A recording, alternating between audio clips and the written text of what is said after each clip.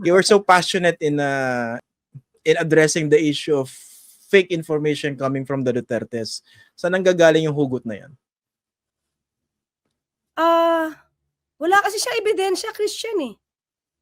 Ilang beses na siyang nagpaiba-iba ng salita. Okay, saan ba? Anong unang intriga niya? Adik? Bangag?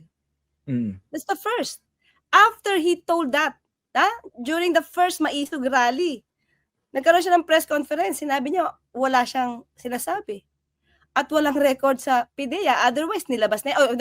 Walang video. Yan, sabi niya, kung may video, dapat lumabas na yan. Galing sa kanya yun. Tapos the next rally ulit, yun na naman yung issue niya. Tapos mukhang nakalimutan niya, sinabi niya, the following press con, sinabi niya, wala ako sinasabing dyan, hindi ko sasabihin niya sa Pangulo. So, how can we believe in him? Dapat isa lang, kung may ebidensya ka, then show it. E paano kung paiba-iba ka na sinasabi? O para ka na nagiging makakalimutin? O ano yun, kapag may edad, nakakakalimutin? O di parang, do we have to believe in you? Kung nagiging makakalimutan ka at paiba-ibang sinasabi mo, mahirap yun eh.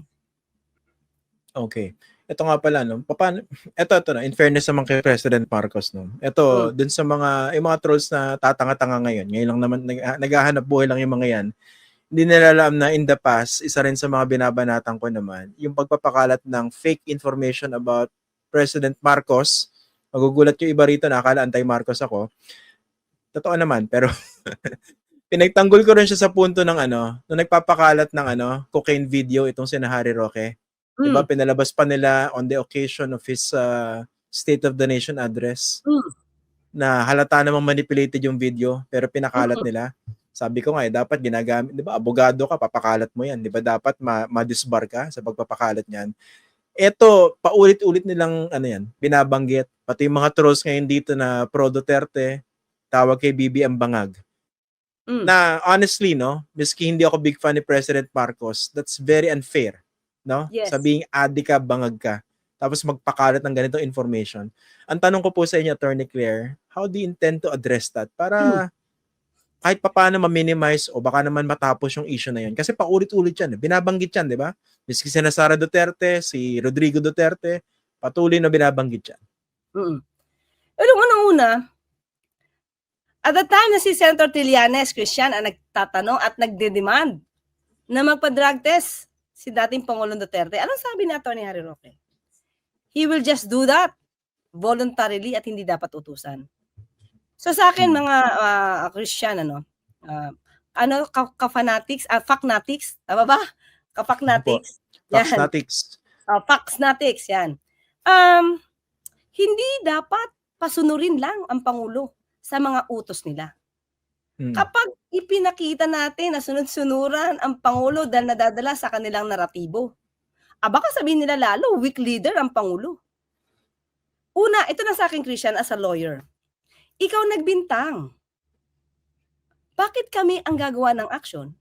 You have to do your own assignment, give us the evidence, prove it that he's using. So why ask me to do this thing na kayo nga, wala kayong mapatunayan. So, ibabalik natin ito, Christian. Si Pangulong Duterte umamin na may pinatay.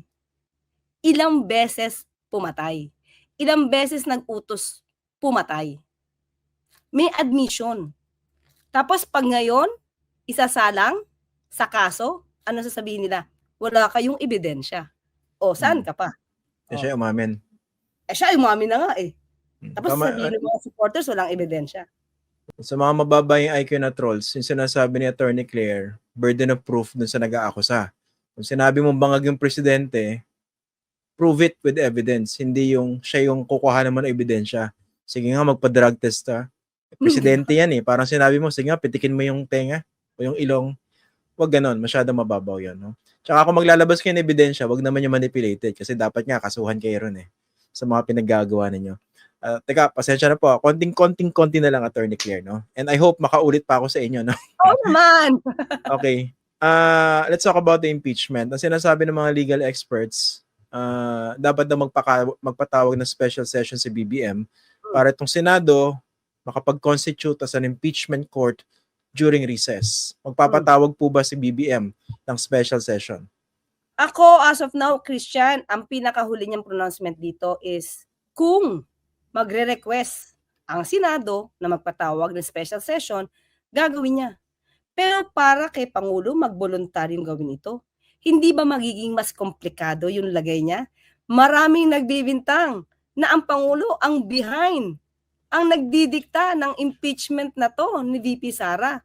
Kung siya pa ang magbo-voluntaryong kumilos at para mapadali ito, mas lalong malalagay sa alanganin ng Pangulo. So mas mabuting Senado na ang magsabi sa kanya at mag-request ng special session. Kung ayaw nga po ni Cheese kasi gusto niya after SONA pa. Wala tayong magagawa niya. Si burden na yan. Nasa burden na yan. Nasa balikat na yan ni Senate President. Pero how concerned you think is the President if Sara Duterte, while she has been impeached, won't be convicted? Kasi ang mga pronouncement ni Sara Duterte, hindi nakakalimot yan. At gagantihan niya yung mga yumayari sa kanya ngayon.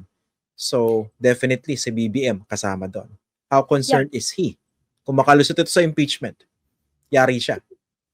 Christian, siguro sa mga 5 araw na pagmi-meeting namin, bago mag-o-taking, hindi namin napag-usapan ng impeachment.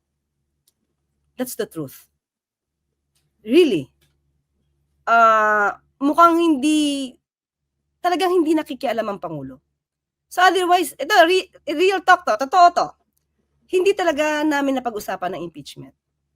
So kaya yung sinasabi ko sa inyo dito, yung pinakahuling mga pronouncement lang ng Pangulo. Okay. Ito last, may nagpapatanong.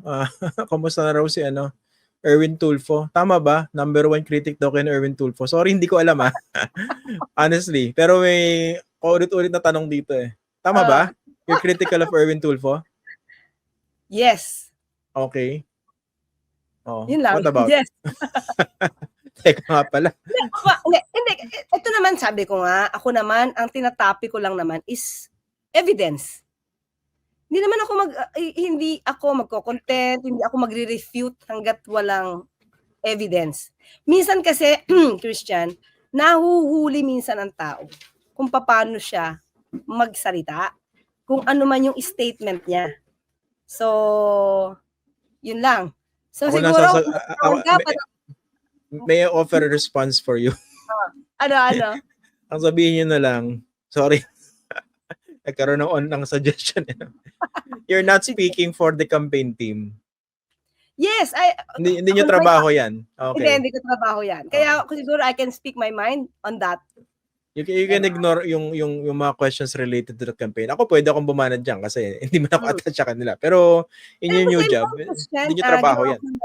Ginawa ko rin naman yan. At mukhang nasabi ko naman na lahat. And that's it. Before ako pumasok sa pagiging Palace Press Officer. Pero nandiyan na yan. At yun ang na-findings eh. Yun yung opinion ko. Ito para, last na lang, no? I think ang isa sa mga binato kay BBM yung yung ninakaw daw yung gold reserves ng gold reserve ng Pilipinas, no? Saan ba hinugot yun? Yun na nga Christian. Di ba parang hindi ba nakakahiya yun na dati kang Pangulo, hindi mo ba alam yung trabaho ng Bangko Sentral? As early as October 2024, Christian, nasagot na to ng BSP. Kahit yung mga ekonomista alam ito, na talaga nagbebenta ng gold ang BSP, pero syempre hindi naman i-compromise yung gold reserves natin. Kasi pag dumami niya, kasi actually, meron kasing meron parang isang batas na parang yung mga small miners ay nag-tax exempt, kaya parang naka-encourage sila na to sell the gold to BSP. So, pag naipon yon, syempre hindi mo naman dapat i-hold ito eh. Kailangan mo to ibenta to pump up the economy. Yun talaga yung regular strategy ng BSP, magbenta ng gold. So, hindi natin alam kung saan hinuhugot ni dating Pangulong Duterte na si Pangulo, si PBBM or ang ating Pangulo, ang siyang nagkukuman na magbenta ng gold. It's part of the routine strategy of BSP. So, hindi ko alam kung saan ang hugot. The way I see it, Christian, ginagawa niya ito to sow fear, to promote that hatred on the people by using this fake news against the president. na walang kabase-basehan kundi laway lang.